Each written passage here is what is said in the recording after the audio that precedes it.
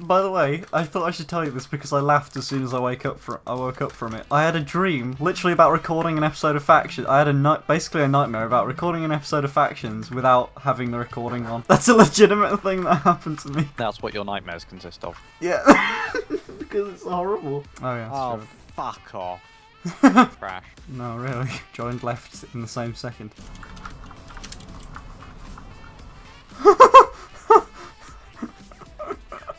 Oops. That should not have DC'd me. Have we realised our mistakes? No. What? Well, yes, but not those sort of mistakes. What do you mean? It's about the saddest thing anyone could ever do. What? Think about what day it is. Did you just have that realisation moment of like, what the fuck are we doing? Yeah, I did. That's funny. Come on, time to go lay out where our spawners are going to be. Hey, also, I climbed the Berlin Wall. Okay. What else are you going to do in Berlin? Sightsee. It's a good thing that you can say you've done. So, I know, it's a great pub story. I just thought about how pissed off any animal rights activist would be about the idea of a cow farm. Like, literally just birthing cows to then get pushed into a pit of lava and die so then we can sell their produce. Ah, never mind. Alright guys, welcome to another episode of Factions 101. Today we're looking at how to get your base started initially with spawners, how to collect mob drops, maybe the cheapest way and some of the safest ways to actually collect all the drops, the spawn layout you're supposed to have, starting spawners, everything like that. Sagtar had to bugger off for most of the clips because his friends were coming over, so this might be a fairly short video with how fast he was talking at the time, but hope you enjoy it. Here's Factions 101. Leave a like if you enjoyed it. Let's talk about spawners. So let's say you've already got all these placed in. It's very simple. You want to go around them and go like this, just to all of your spawners like that, just around them. Make sure they're staggered like these ones are. We mentioned it before. Once you've got kind of this design down, I'll break a block just to show you. Once you've got this kind of design down, you can start placing all the water. Just plop one here actually, just one water source there, or you could do the entire thing water source. Where you want to start building the next ones is kind of a bit meh. It's a tiny bit more complicated, but you break those two blocks, put those there. I'm doing it more compact so I could do it, I can do it 3 blocks in the middle of the space, but you also can do, I'll just remove these, you also can do 4 blocks apart. It might make it a bit easier on you. And you just kind of want to replicate the same sort of design, so kind of like that. These 3 will get powered anyway. Around the edges still make that out of line. Again, you're going to need to break those in the future, around all like that. And then just line all the redstone up and it should be fine. Just put a repeater there if it didn't reach all the way and then all is well.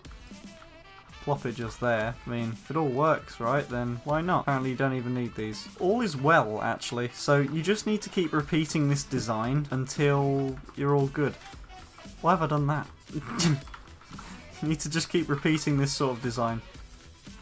All will be fine and dandy. So if I'm just going to lay this out so you can see it a little bit better. The way it needs to work is it needs to be like that. That's the way it needs to look. So all these pistons push out and then with the block in the middle. So you can see how all these pistons would push out just like they are over here. When this piece of redstone gets broken, all that water drops down here like that, and it fully protects those spawners that you had. I should say actually, because you'll be keeping your spawners. You'll actually manage to make them protected, which is going to be great for your faction. The reason we didn't do dispensers, as I'm sure Sagtar already said, but it was just to reinforce that point. It's because on a lot of servers nowadays you can do /TNT fill, and it can get in there. Let's say they place let's say they do TNT fill, and it puts TNT in those dispensers. And then when they break in, this redstone goes off. Or in fact, it'll already be on, so TNT will drop down, could break some of your hoppers, potentially even your spawners if something else, like maybe you had a block floating there or something. But definitely a situation I don't think you'd want to be in. Hold on, let me just record a quick clip explaining to all the beautiful people while you've buggered off because your friends are coming and you took fucking half an hour hoovering. And you couldn't bloody record. And eating. You wouldn't eat faster for good old Finn. You got it exactly right, well done. That's the clip, by the way. Yes, I'm so glad that I got that in. Alright, 3, 2, 1, go. 3, 2, 1. You don't decide when we 3, 2, 1 go? Yeah, I do. Oh, talk about the string. Right, okay, string. Cool, yeah. Fun fact, when fly's disabled, if people are just, getting into the bottom of your grinder because, they, I don't know, shoot somewhere low down. You can tell you're rushing this so much. It's just an inconvenience. It's possible to get through. You just reverse and break the water down from up top or whatever.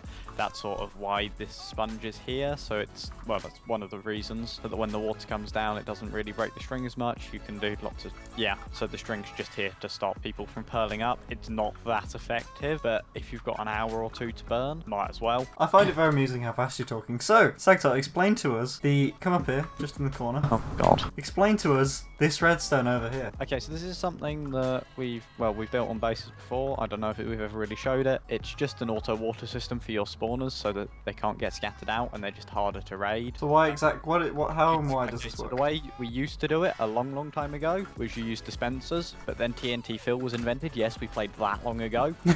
Honestly. Yeah, it wasn't a thing. So then people could go on your roof and slash TNT fill and fill up all your dispensers with TNT instead of water, and that was a bad thing. That was hell. So That was the hell of now it. use this piston system, so people can't do that. But yeah, essentially what it does is it just drops water around your spawners while they can still stack sand on them and get them out and stuff. It just makes it harder, and it's just effort and stuff and less scattering. Yeah, it's a cool thing. Put it up around your valuable spawners. And why not? Because you can. Alright, next. Cow spawners. Okay, cow spawners. These are cool. This Stop saying it. Okay, cow spawners. Well, these are cool. The behavior of cow spawners, pretty much. You can add a few different things. You can make it auto water if you feel like it. You can split it up so it's harder to keg. There's not really much point there. Don't really cost that much once you got some decent grinders up. If someone tunnels them out, like happened to our ones last map, on Iratus, fun fact. You talk so We never fast. said that in a video. Yes, I am talking very fast because my friends are getting here soon. So, You're like pacing as you do it. yeah. So, yeah, I do that in real life as well. So yeah, so you just put these in. Good way of generating money early on because they're relatively cheap. You get quite a lot of stuff out of them. You can AFK them. You can put quite a lot in. If they do get raided late map, you don't have to replace them either. It's just a nice thing to have in your base that's not that important. So yeah, you just build them like this and done. This is like kind of start map money grinder sort of thing. By the way, fun tip with cow grinders: leave about a 4-block gap. I've done 3. Fast enough. Not fast enough. Shut up. If you drop this like 10 blocks instead of the 4 or 5 I've got it at, they'll die a lot faster, so your spawn rate might actually increase. We've got a lot of cow spawners, and you're getting like entity stuck because you hit the limit. I feel like you've just snorted something. Like you've snorted cocaine before coming on. It's not cocaine. I took a pill of ecstasy, but anyway, yeah. I need to get this done fast. Gotta go fast. Talk to us about staggering spawners, Sagtar. Staggering spawners. This is gonna be a fucking fast episode. It doesn't really cost you anything. Well, this is a 3x3 base, works still in a 2x2. Slightly harder in a 1x1, but even in like 2x2s, it's fine. And you can get in loads of spawners, more than any of you will probably ever get. And yeah, you can easily get enough in. And if you can't, then you're at the point where it doesn't matter if someone cannons out 2 rows. So just stagger it so there's 2 rows of each. Put the same amount back in. Yeah, precisely. You know, it's also worth to note, you'll probably need multiple ults. Like, you can do this just by putting random boxes, or if you get a client called, what's it called? Huh? Console client. You can, like, log ults off in midair. Like, if you TP them to a point, they won't ever fall. So you can just put 2 of them. So yeah, that's cool. Yeah, it's allowed on Iratus. Most good servers. So, in case any of you didn't realise, it's so that if you're shooting and your barrel's lined up here, you shoot here, and then you only get 1 row of spawners. Especially with the auto watering, you can't even scatter out more. Yeah. So that's a cool fun fact. It's also why the floating barrel was invented. So you could actually, with a floating barrel cannon, you could get multiple rows of it. But still, if you have, there's only so many you can get still. Yeah. Or unless you've got a cannon like I've got, you can really only get about 4 to 5 rows maximum. So what you could also do is stagger these out further. Yeah. And also, if you originally fill, so you start with this pillar, then next you do this pillar, then you do like this one. And yeah. You know, you just mix it up a bit. So as you start filling in the map, so you've got the absolute least likely to leave.